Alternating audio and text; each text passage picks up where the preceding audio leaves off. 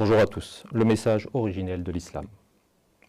Commençons cette deuxième partie du message originel de l'islam en rappelant trois définitions déjà évoquées dans la première partie concernant l'islam, la foi et la religion. En langue arabe, l'islam est l'islam, de la racine sin, lem, mim, qui donne en premier le mot silm, paix, signifie la pacification, l'action de pacifier, d'établir, de rétablir et de maintenir la paix. L'action de se rendre suffisamment, pleinement, entièrement en paix à Dieu. L'islam est l'activation de la paix, as-silm, as-salam. Celui qui se rend à Dieu se pacifie, yuslim, fait cesser les troubles de son esprit, les mouvements de révolte en lui et autour de lui. Il est pacifié, musulman, muslim, et pacifiste, musalim. Il aspire à la quiétude, à la sûreté et à la tranquillité. Il n'est pas pour ou dans le trouble et la révolte. En conséquence, il acquiert un cœur paisible, salim, saint et saint, santé et sainteté, en paix avec Dieu et sa création. La foi. En langue arabe, les mots assurance et foi, amn et iman, ont la même racine, alif, mim, nun, qui donne en premier le mot amn, assurance, sûreté, sécurité. Dans le langage coranique, la foi s'acquiert par le savoir, en s'assurant et en assurant. Il s'agit bien plus que d'une croyance vague et relative. Dieu est évident rationnellement. On ne peut qu'en témoigner, et le témoignage doit se faire en connaissance de cause, en toute science et conscience. Le croyant, que Farid Gapteni traduit par l'assurance, s'assure et se sécurise, en s'instruisant du fait de Dieu. C'est ainsi qu'il devient sécurisé et sécurisant, assuré et assurant, mu'min. La religion. En langue arabe, le mot désignant la religion, din, exprime le sens d'approximation, d'obligation, de devoir et de dette. En l'occurrence, c'est la créance due à Dieu. Par conséquent, le professeur Gapteni a traduit din par créance.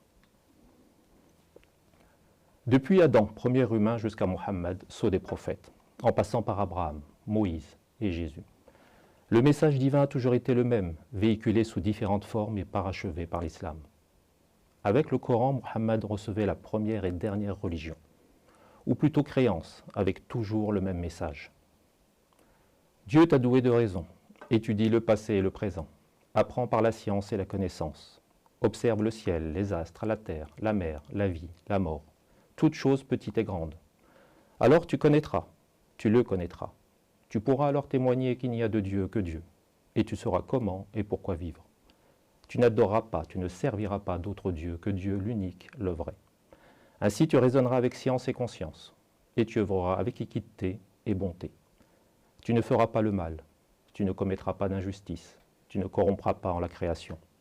Tu agiras ainsi, car tu sauras qu'il est Dieu, et qu'il est celui qui crée et qui juge. On ne méditera jamais assez le verset 35 du chapitre 24. Dieu est la lumière des cieux et de la terre. L'exemple de sa lumière est comme un foyer, en lui une lampe. La lampe étant une lanterne. La lanterne est comme une étoile atomistique, attisée d'un arbre béni, olive, ni orientale et ni occidentale. Son huile feint de flamboyer, même si un feu ne l'a point touchée. Lumière sur lumière. Dieu guide pour sa lumière quiconque il dispose. Et Dieu applique les exemples pour les gens, et Dieu par toutes choses est savant. Ou encore le verset 41 du chapitre 39. Certes, nous avons fait descendre sur toi l'écrit pour les gens par le vrai. Alors quiconque s'est guidé, alors c'est pour son être. Et quiconque s'est égaré, alors certes qu'il s'égarde sur lui. et tu n'es point sur eux par un garant.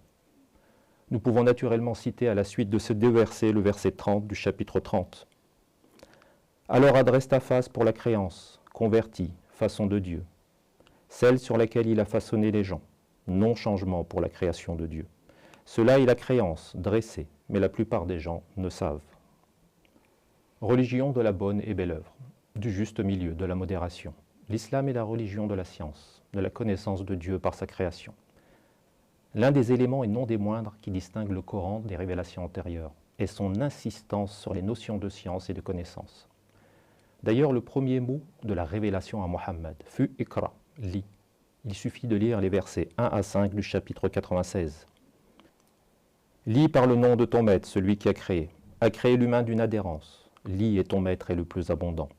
Celui qui a fait savoir par le kalam, a fait savoir à l'humain ce qu'il ne savait point.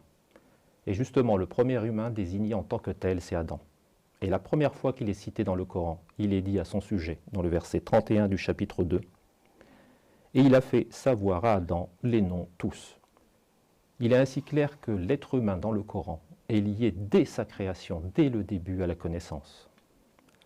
Donc la première chose de Dieu que reçut Adam, le premier humain, c'est le savoir de tous les noms. Et le premier commandement de Dieu à Mohammed, sceau des prophètes, scellant la religion, c'est lis, Iqra. Le message, le commandement de Dieu à l'humanité, depuis le début du monde donc, jusqu'à Mohammed et jusqu'à la fin des temps, c'est lis, apprends. Connais la création de Dieu pour connaître Dieu et agir en conséquence, c'est-à-dire bien et avec bonté, car tu seras jugé sans nul doute. Et le jour de la résurrection, nous lisons dans le verset 27 du chapitre 16, « Ceux à qui a été rapporté le savoir ont dit, certes l'avilissement ce jour et la souillure sont sur les dénigrants. » Et au verset 56 du chapitre 30, « Et ceux à qui ont été rapportés le savoir et l'assurance ont dit, assurément déjà vous êtes demeurés en l'écrit de Dieu vers le jour de la résurrection.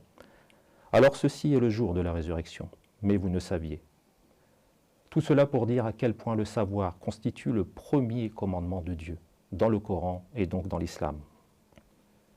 Il faut pouvoir appréhender correctement la révélation, le Coran, l'islam, et transcender l'endoctrinement traditionnaliste, régnant et dominant, qui diaboliquement voile avec ses contradictions, dénature, déforme et difforme la réalité objective du message de Dieu à l'humanité. Tendre son attention et sa réflexion à ce que l'on dit, à ce que l'on entend et à ce que l'on voit. C'est prendre conscience des choses, de soi et d'autrui. Déchiffrer correctement par-delà ce que l'on dit, ce que l'on entend et ce que l'on voit. C'est prendre conscience de la totalité des choses, de soi et d'autrui. Par-delà les deux ensembles se trouve le vrai, le réel ineffable. Pour rappel, en langue arabe, les mots monde et savant, alam et alim, ont la même racine, alamim, qui donne en premier le mot ilm, science, savoir, connaissance. Le monde est intimement lié au savoir, à la connaissance objective que l'on a de lui. Il n'existe qu'à travers cette information primordiale. Le monde réel ne peut être perçu qu'au moyen de la connaissance scientifique. Tout échappatoire est subjectif. En résultent les mythes et les légendes, synonymes de fétichisme et de superstition. C'est ainsi que les anciens, sauf exception, ont conçu des mondes fabuleux et imaginaires, de manière spéculative, sans véritable fondement scientifique. Néanmoins, ils avaient l'intuition que le monde a un sens et une raison d'être. Cette intuition était amplifiée par un niveau inné et acquis de conscience de soi et du monde extérieur. Et c'est cet état de fait qui est à l'origine de la recherche scientifique et de ces résultats que nous constatons de nos jours et tous les jours. Dans le Coran, très nombreux sont les versets qui valorisent la réflexion, le raisonnement, et mentionnent les sachants et les savants. En voici quelques exemples. Dans le verset 176 du chapitre 7, « Alors narrativise la narration, peut-être réfléchiront-ils. » Dans le verset 21 du chapitre 59, « Et tels exemples, nous les appliquons pour les gens, peut-être réfléchiront-ils. » Également dans le verset 24 du chapitre 10, « Comme cela, nous détaillons les signes pour une communauté de ceux qui réfléchissent. » Dans le verset 219 du chapitre 2, comme cela, Dieu explicite pour vous les signes, peut-être réfléchirez-vous. Également au verset 191 du chapitre 3. Ceux qui remémorent Dieu dressé et fondé, et sur leur côté, et réfléchissent en la création des cieux et de la terre. Notre Maître, tu n'as point créé ceci faussement. Gloire à toi. Alors prémunis-nous du tourment du feu. Au verset 5 du chapitre 10. Il est celui qui a formé le soleil flamboiement, et la lune lumière, et il l'a mesuré descensionnel, pour que vous sachiez le nombre des années et le calcul. Dieu n'a créé cela que par le vrai. Nous détaillons les signes pour une communauté de ceux qui savent. Également au verset 22 du chapitre 30. Et de ces signes, la création des cieux et de la terre, et la divergence de vos langues et de vos couleurs, certes en cela des signes pour les savants. Au verset 43 du chapitre 29. Et tels exemples, nous les appliquons pour les gens, et ne les raisonnent que les savants. Également dans le verset 28 du chapitre 35. Comme cela, certes, qu'appréhendent Dieu les savants de ses serviteurs. Certes, Dieu est considérable, pardonnant. Dans le verset 11 du chapitre 58. Dieu élève ceux qui ont assuré de vous, et ceux à qui a été rapporté le savoir des degrés.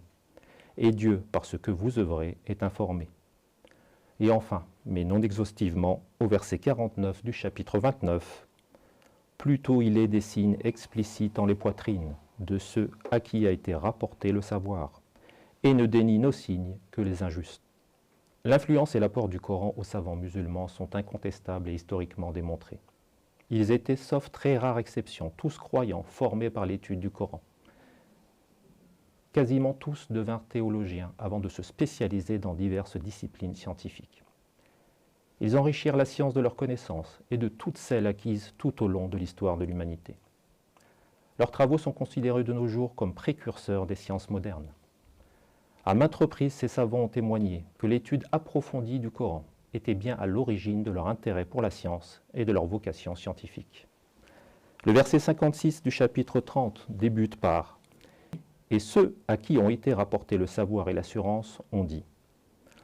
On remarque que le mot « savoir » précède le mot « foi ». Tous deux devant être considérés simultanément l'un avec l'autre. En effet, le résultat du savoir conjugué à la foi est la paix, la sérénité, un cœur paisible, sain et saint. Sans savoir ni discernement, toute croyance est tributaire des circonstances et de la passion qui mène au meilleur et au pire. L'histoire ancienne, moderne et contemporaine nous le prouve. Tous les savants musulmans, sans exception, étaient coranistes, comme l'était le prophète lui-même.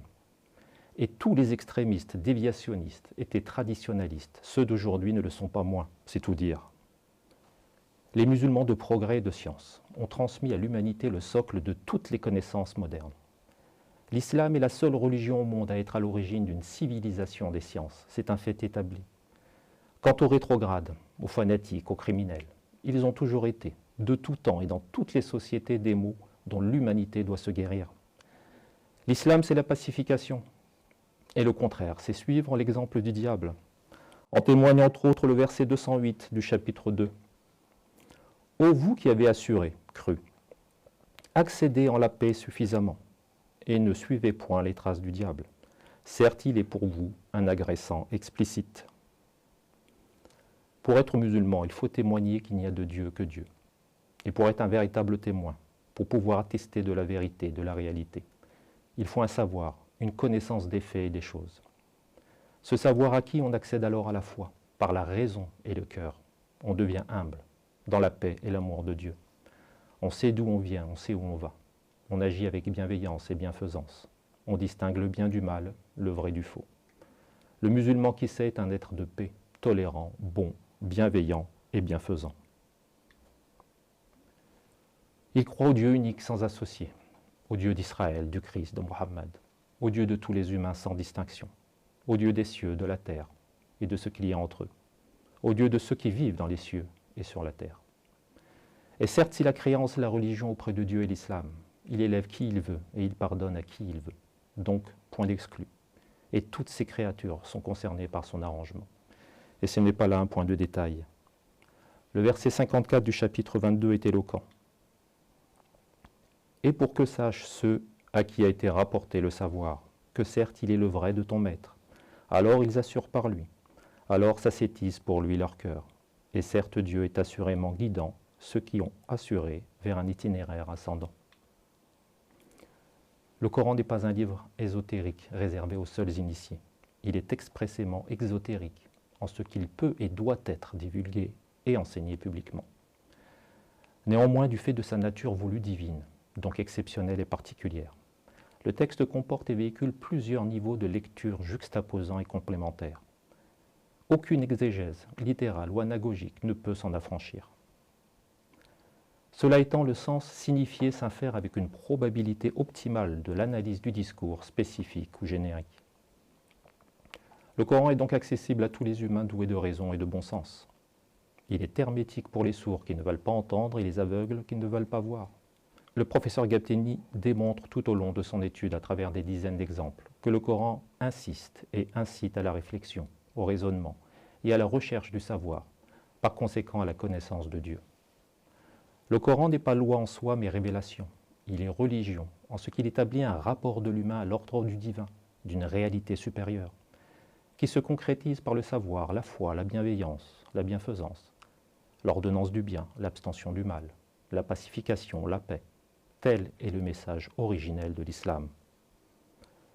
Contrairement à la Bible et à la plupart des livres sacrés qui relatent chronologiquement l'histoire de la création, du monde, des humains, des prophètes, des messagers, le Coran, lui, à part pour Joseph, ou exceptionnellement, ne rapporte pas les événements d'un seul tenant dans un chapitre donné, mais fragmenté et présenté de manière non linéaire dans l'ensemble du corpus. Il ne s'agit pas de relater forcément des faits historiques en soi, mais de susciter la recherche, l'analyse et la réflexion scientifique qui hissent l'âme à l'islam. À l'opposé de ce que pensent et prêchent certains, le Coran ne se présente pas comme un livre d'histoire, ni comme un code civil et pénal, au sens littéral des mots. Sa compréhension profonde passe par une analyse pluridisciplinaire rigoureuse, à la jumelle, à la loupe et au microscope. Il est la révélation de Dieu, sa parole adressée à la raison et au raisonnement humain. Au verset 89 du chapitre 17, on peut lire « Et assurément déjà, nous avons varié en ce Coran de tout exemple pour les gens. Alors la plupart des gens ne se sont opiniâtrés qu'en dénigrement. » On lit un autre exemple à propos du Coran, au verset 21 du chapitre 59. « Si nous avions fait descendre ce Coran sur une montagne, assurément tu l'aurais vu révérencieuse, fissurée de l'appréhension de Dieu. Et tels exemples, nous les appliquons pour les gens, peut-être réfléchiront-ils. »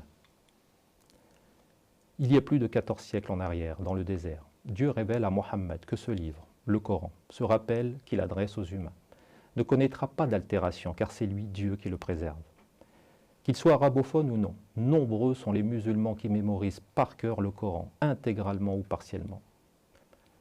Il constitue ainsi, encore aujourd'hui, le groupe religieux le plus important, dont un grand nombre de fidèles apprennent par cœur leur livre sacré. En dehors de quelques variantes minimes et mineures, le Coran est aujourd'hui considéré par les spécialistes comme le livre sacré le plus conforme à ce qu'il était à l'origine. Nous lisons au verset 9 du chapitre 15. « Certes, nous avons fait descendre la remémoration, et certes, nous sommes pour elle assurément conservants. » Le Coran conservé, il reste encore largement à beaucoup de musulmans d'accéder au cœur de son message. On lit du verset 77 au verset 80 du chapitre 56. « Certes, il est assurément un Coran abondant, en un écrit abrité, ne le touche que les purifiants, descension du Maître des mondes. » Et au verset 21 et 22 du chapitre 85. « Plutôt, il est Coran prestigieux, en un perçu conservé. » Maintenant, et pour conclure cette deuxième partie, examinons une périphrase typiquement coranique, « Rabb al-Alamin », le Maître des mondes. De tous les attributs dont Dieu se qualifie lui-même dans le Coran, celui de Maître des mondes y est répété 42 fois. Ce qui met en avant l'universalité de l'islam, la créance, la religion à laquelle sont invités tous les humains. Dieu n'est pas le maître du seul ciel et de la seule terre. Il est le maître des mondes, des cieux, de la terre et de ce qui est entre eux, les trous noirs ou autres. En tout cas, cet énoncé, s'il échappait partiellement à la compréhension des premiers musulmans, prend toute sa signification à la lumière des connaissances modernes. Nous lisons au versets 23 et 24 du chapitre 26. Pharaon a dit « Et qu'est-ce que le maître des mondes ?» Moïse a dit « Le maître des cieux et de la terre et de ce qui est entre les deux, si vous pouviez être certain. » Et au verset 4 et 5 du chapitre 37, « Certes, votre Dieu est assurément un, le maître des cieux et de la terre, et de ce qui est entre les deux, et maître des orients. » Au milieu de milliards de galaxies et de systèmes solaires, si les scientifiques se posent encore la question de savoir s'il y a d'autres êtres vivants dans l'univers, le Coran lui l'affirme. En plus des anges, dans les cieux, il existe bien des êtres vivants, voire peut-être même intelligents. Pour s'en assurer, il suffit pour cela de lire les versets 49 et 50 du chapitre 16. « Et pour Dieu se prosternent ce qui est en les cieux et ce qui est en la terre d'animés, et les anges, et eux ne s'enorgueillissent point. Ils ont peur de leur maître d'au-dessus d'eux, et ils font ce qui leur est ordonné. » Le verset 29 du chapitre 42 ne fait que confirmer ce fait. « Et de ces signes, la création des cieux et de la terre, et ce qu'il a diffusé en eux d'animés, et il est maîtrisant sur le fait de les rassembler quand il dispose. » Pour terminer, citons le verset 18 du chapitre 22. « N'as-tu vu que certes Dieu, pour lui se prosterne quiconque en les cieux et quiconque en la terre, et le soleil, et la lune, et les astres, et les montagnes, et les arbres, et les animés, et beaucoup de gens. Et beaucoup s'est avéré sur eux le tourment, et quiconque Dieu simplifie, alors il n'y a pour lui d'abondement. Certes Dieu fait ce qu'il dispose. Louange à Dieu, maître des mondes. » Merci.